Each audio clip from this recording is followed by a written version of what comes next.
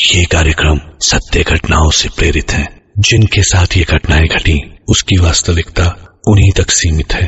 भूत प्रेतों और असामान्य विषयों के होने पर चैनल कोई दावा नहीं करता और न ही प्रोत्साहन करता है।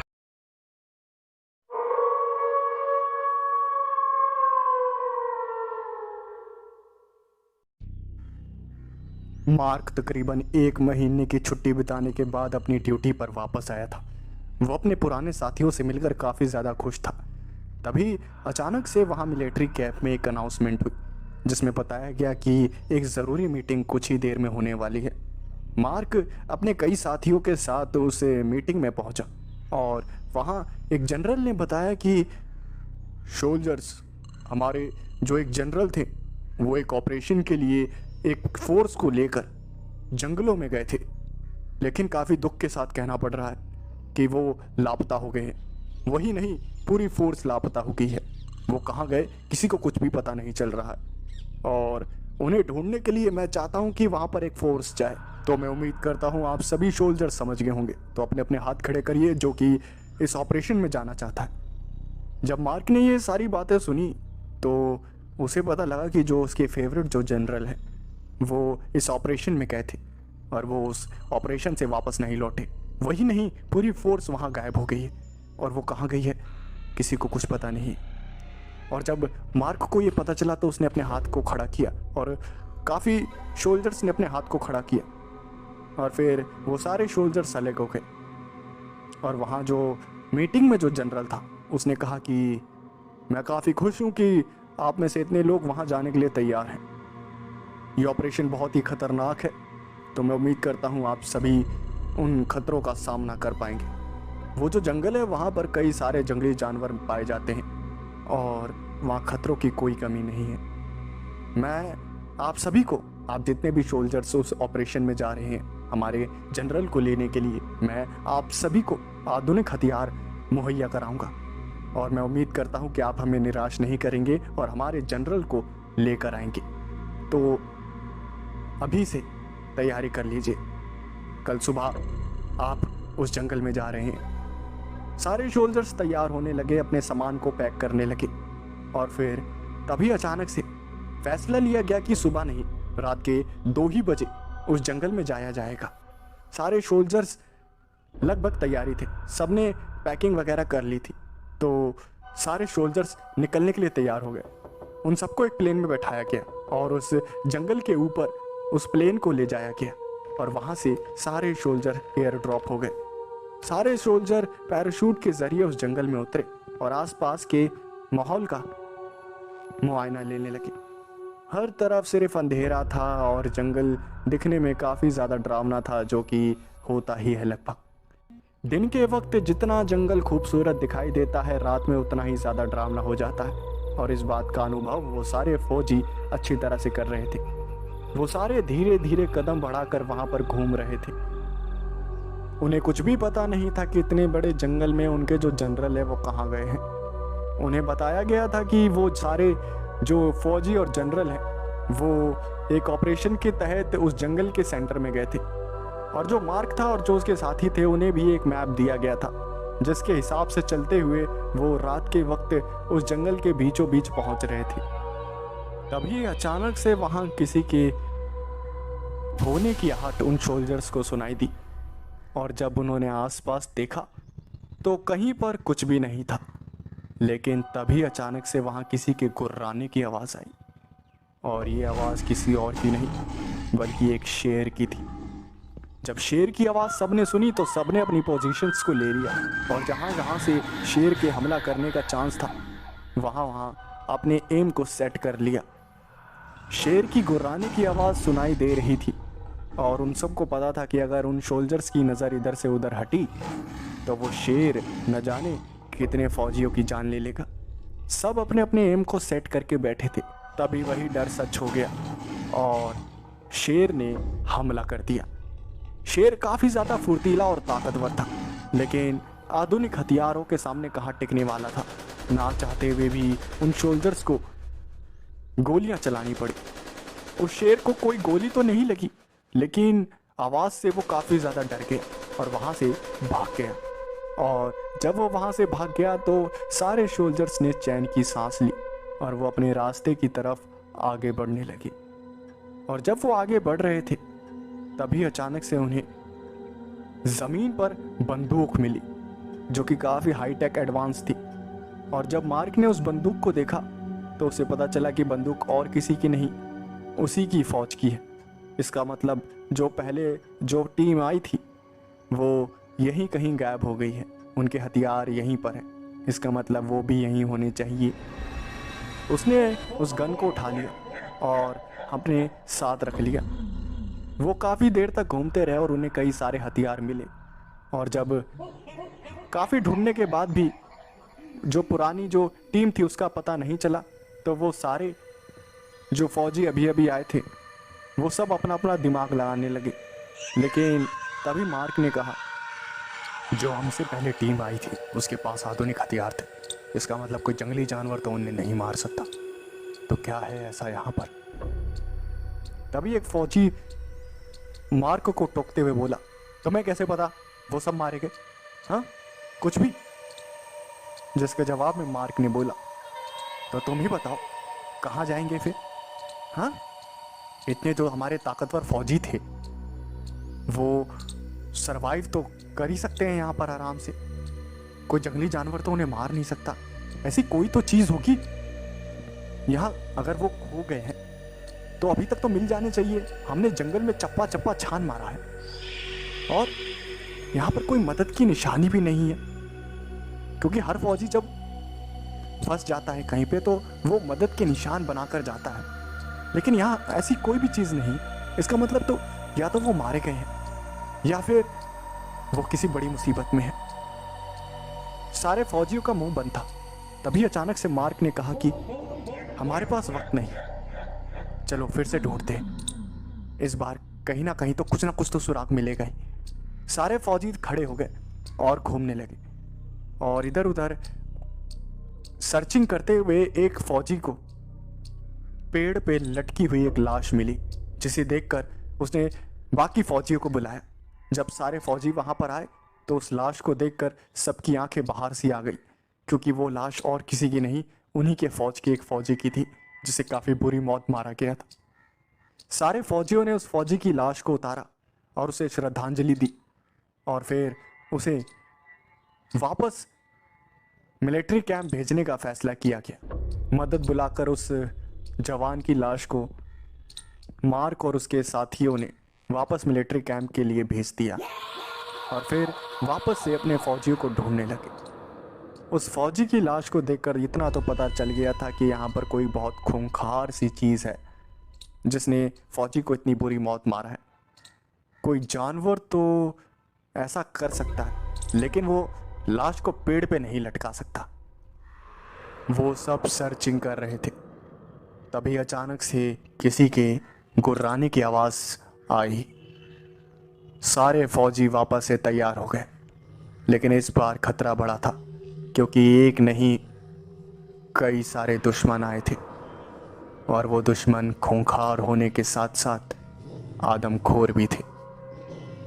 वहाँ पर एक पूरा भेड़ियों का झुंड था, जो कि जब सोल्जर्स ने आसपास देखा तो कई सारे भेड़ियों ने उन्हें घेर रखा था और सारे भेड़ियों की आंखें चमक रही थी अंधेरे में।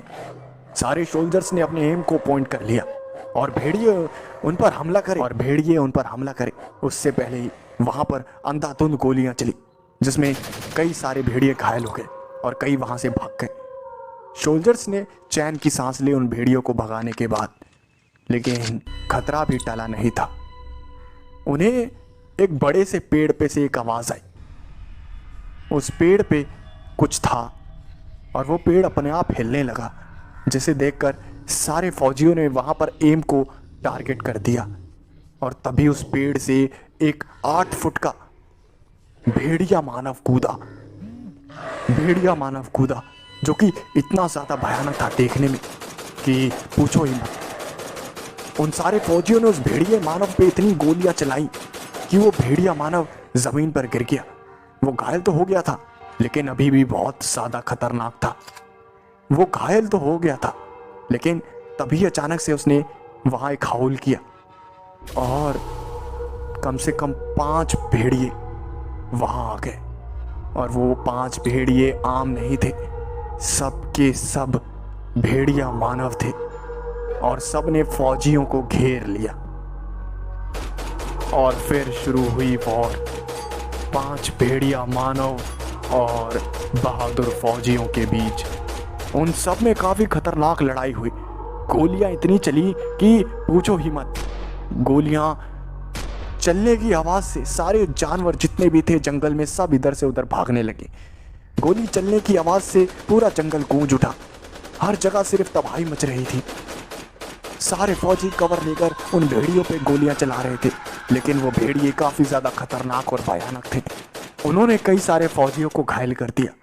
और जब फौजी कमजोर पड़ने लगे तो उन्होंने फैसला किया कि यहाँ से निकलना पड़ेगा। उनमें से एक फौजी ने एक ग्रेनेड को निकाला और उन वेयरवुल्फ्स के ऊपर फेंक दिया। और वो जो वेयरवुल्फ्स थे एक्सप्लोजन की वजह से थोड़ी देर के लिए शांत हो गए और सारे फौजी वहाँ से थोड़ी देर के लिए भाग गए। जो फौजी घायल थे उनकी हालत ख़राब हुई जा रही थी। वो जो भेड़िए थे वो एक्सप्लोजन की वजह से कुछ देर के लिए शांत हो गए थे, लेकिन वो सोल्जर्स को छोड़ने नहीं वाले थे, क्योंकि गोली की वजह से एक भेड़िया मानव मारा गया था और जो बाकी भेड़िए मानव थे जो कि घायल थे, लेकिन उनके अंदर बदले की आग जल रही थी और वो सारे सोल्जर्स को मारकर बदला लेना चाहते थे। सारे सोल्जर्स एक अंधेरी सी जगह पर छुपे हुए थे और अपने जो घायल सैनिक थे उनकी मदद कर रहे थे। और जो बाकी के जो सोल्जर थे वो खड़े थे, निगरानी कर रहे थे कि वो भेड़िए वापस ना आ जाए। सबके हाथों में बंदूक थी, लेकिन गोलियां काफ़ी ज़्यादा चली थी, जिसकी वजह से गोलियों की कमी आ गई थी। और ये सबसे ज़्यादा भयानक बात थी, क्योंकि अगर गोलियां ख़त्म हो गई तो फिर हाथों से लड़ना नामुमकिन सा हो जाएगा, क्योंकि वो भेड़िए मानव काफ़ी ज़्यादा ताकत को कैरी करते हैं एज़ कम्पेयर टू ह्यूमन, और वो आसानी से सोल्जर्स को मार सकते हैं। मार्क काफ़ी ज़्यादा सोच में पड़ गया था कि आखिर क्या किया जाए। तभी अचानक से सारे सोल्जर्स को किसी के कर्राने की, दर्द से कर्राने की आवाज़ सुनाई थी। और जब सोल्जर्स ने वहाँ देखा तो उन्होंने जो देखा उसे देखकर वो सारे हैरान हो गए। उन्होंने देखा कि जिस जनरल को वो ढूंढने के लिए वहाँ गए थे वो जनरल घायल हालत में उस अंधेरे कोने में पड़ा हुआ था और दर्द से कर्रा रहा था। जब सारे सोल्जर्स ने उन्हें देखा तो सबके दिल में खुशी तो थी, लेकिन अपने कमांडर के लिए उससे ज़्यादा टेंशन थी, क्योंकि कमांडर की हालत कई ज़्यादा ख़राब थी। वो घायल थे, उनके बॉडी से खून बह रहा था। और जब सोल्जर्स ने उनकी ये हालत देखी तो वो काफ़ी ज़्यादा घबरा गए। उन्होंने अपने कमांडर से कहा कि आपकी हालत किसने की? जिसके जवाब में उस कमांडर ने जवाब दिया, इस जंगल में आम जानवरों के अलावा भी कई सारे जानवर हैं। भेड़िए मानव घूम रहे हैं इस जंगल में। मैं एक ऑपरेशन के लिए आया था इधर, लेकिन उन आदमखोर भेड़ियों ने पूरी फोर्स को मार दिया और मैं अकेला यहाँ पर घायल पड़ा हुआ हूँ। मार्क के पास कोई दूसरा रास्ता नहीं था। मार्क ने जो कमांड सेंटर था वहाँ से कांटेक्ट करने की कोशिश की।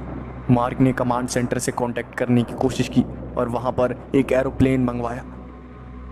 एरोप्लेन आने में काफ़ी ज़्यादा टाइम लग रहा था, तकरीबन 4 से 5 घंटे लग ही जाते।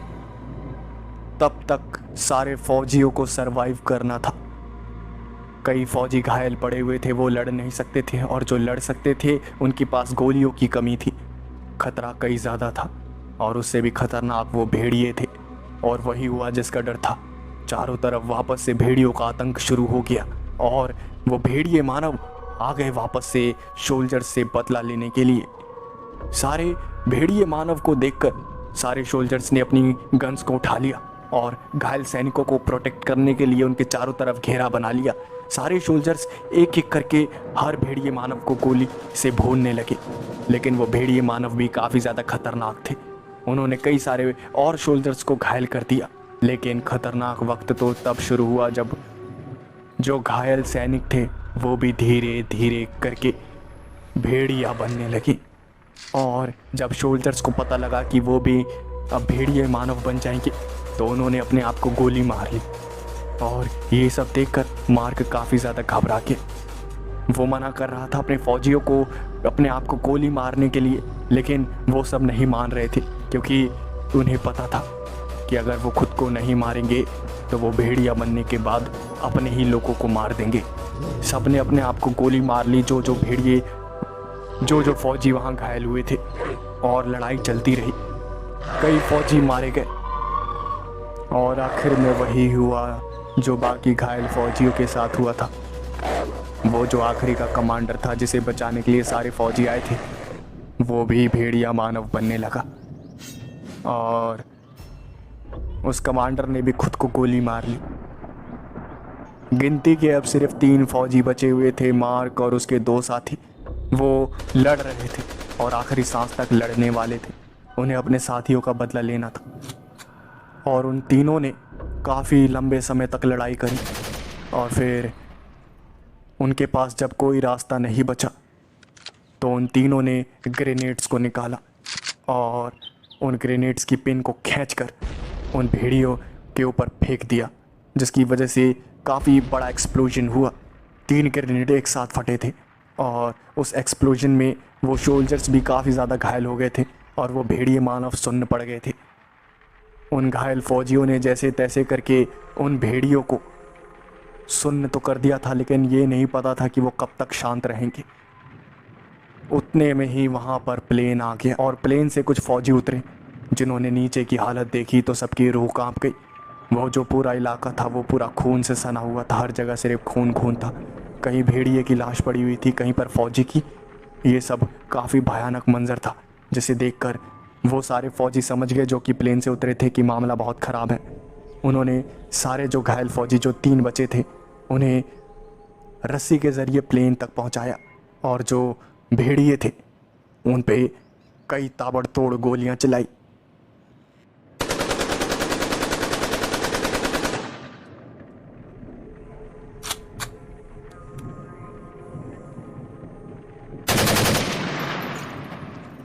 जिसकी वजह से वो भेड़िए मारे गए।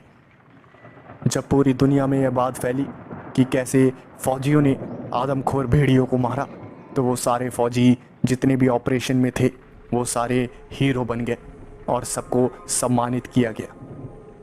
मार्क को भी प्रमोशन दे दिया गया और उसके 2 साथियों को भी। लेकिन वो जो लड़ाई थी, वो जो युद्ध था उन भेड़िए मानवों के साथ में, उस युद्ध ने मार्क और उसके 2 साथियों को युद्ध का असली मतलब सिखाया था कि अगर युद्ध हो जाए और दुश्मन आपसे ज़्यादा ताकतवर हो तो आपको हार नहीं माननी है। आपको अपनी आखिरी सांस तक लड़ाई करनी है। या तो आपको मरना है या तो आपको मारना है। और इसी स्ट्रैटेजी के तहत आज मार्क काफ़ी बड़ी पोस्ट पर है। लेकिन जब भी उससे पूछा जाता है कि आपने अपनी ज़िंदगी में सबसे बड़ा काम क्या किया है तो वो गर्व से कहता है, मैंने भेड़िए मानवों को मारा है और अपने मरे हुए फौजियों का बदला लिया है।